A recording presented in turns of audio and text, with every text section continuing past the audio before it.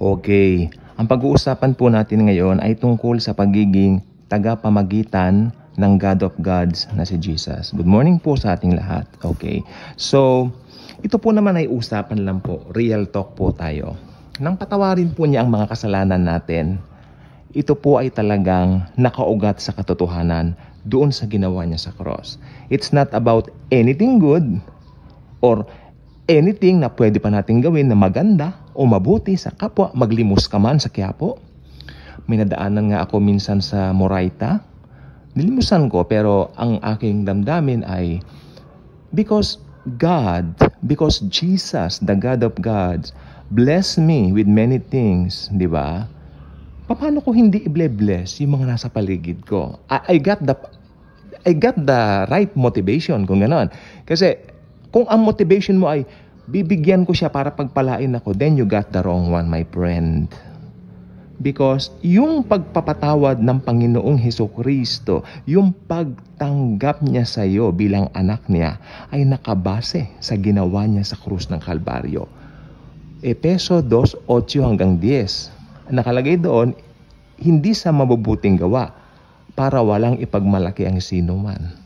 Ibig sabihin kasi, pag mauuwi doon sa mabubuting gawa mo pala, yung mga bagay na magiging pagpapala sa iyo ng Diyos o ng Panginoong Jesucristo sa mga darating na araw, ito ay nakabase pala sa iyong gawa.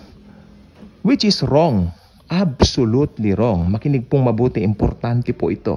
Maraming naliligaw na Kristiyano rito. Makinig po tayong mabuti. Okay. Yan ang demonyo. Di ba? Ginagamit niya mga mahal kong doggies. Di ba? Pero ito po, makinig po tayong mabuti. Importante po ito. Yung ating salvation galing kay Jesus. Yung ating sanctification galing pa rin kay Jesus. Di ba? At yung quickening, o yun, yung kinalbit tayo ng Holy Spirit, galing pa rin kay Jesus. So anong ginawa natin? Simple lang. We just receive the gift of salvation. Walang mabuting nananalaytay sa isang tao. Paano nung naligtas na tayo, nagkakasala pa rin tayo? Abay, oo. Kasi kung hindi ka na nagkakasala, matakot ka na, baka tsugi ka na, baka dedo ka na, baka tegi ka na, baka patay ka na. But, habang nararanasan mo ang nararanasan ng normal na tao, be thankful to Jesus that you're still here. Alive and kicking, no? Thank you, Jesus. Kaya sabi ko po sa inyo, ingat po tayo sa motibo. Ano ba ang motibo mo? Kanina po may kahit papaano naman po ay may nagawa na naman tayo ng mabuti. Konting tinapay lang naman. Doon sa kakilala ko na alam kong hirap din sa buhay. Nasa bakery, binigyan ko po siya ng, ito po hindi ko pinagmamalaki ang good deeds ko. Ito po ay sample lamang para ma-express ko yung gratitude ko sa Panginoon na, hey, He blesses me every day. You know what? Yung may pandesal ka, ito binili ko po, ito meron pong monay, tapos meron po kaming yung meron pong ano? Alam mo yung tinapay na merong asukal tapos may keso sa tapa yun. Parang semada. Kaya yung malalaking mukha tawag ensaymada, di ba? Yun, ganoon, semada. Bumili ko ng semada. Nakita ko po yun, lumapit. Bumibili rin naman siya ng ano niya. Pero syempre, knowing na siya naman po ay salat sa buhay, no? Sa pamumuhay, in anything and all that, you know? Ako na nagkusa. Itong monay mo. Ganon. I'm not promoting any good deeds coming from me. You know what? I am promoting the goodness of the Lord that works in me. It's all about Jesus. Jesus pa rin. Ay, Jesus pa rin. Jesus. Di ba? Kasi wala kang ipagmamalaki. Wala akong pagmamalaki, Lord, kako kanina. Yung ginawa ko, ang sarap sa piling. Alam po ba ninyong mas masarap ang tumulong kaysa yung ikaw ang tinutulungan?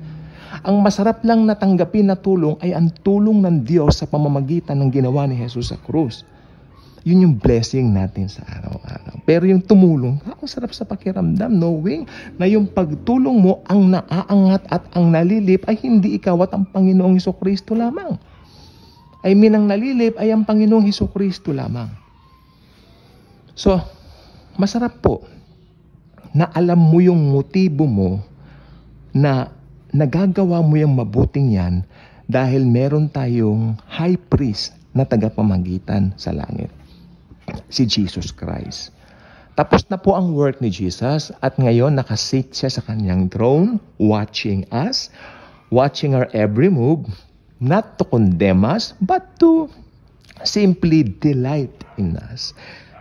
From heaven, siya po ay nakatingin, sabi niya, mahal na mahal ko itong mga anak ko, itong mga born-again Christians na anak kong ito. Tuwan-tuwa naman siya.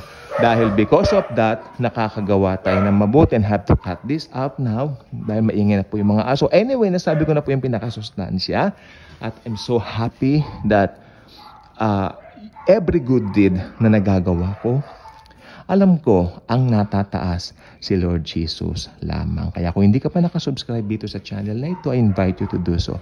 Click the notification bell, share this video, share Jesus.